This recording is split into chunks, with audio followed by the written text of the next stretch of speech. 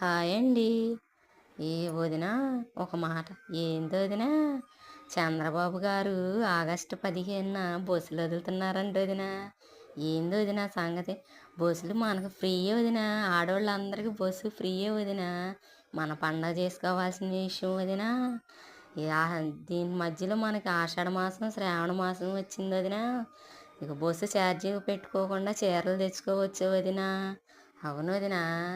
మా వదిన చేసే వీడియోలు మీకు నచ్చుతున్నాయి అంటూ యూట్యూబ్ ప్రేక్షకులారా, మా వదిన పెట్టిన వీడియోలు అందరూ చూడండి.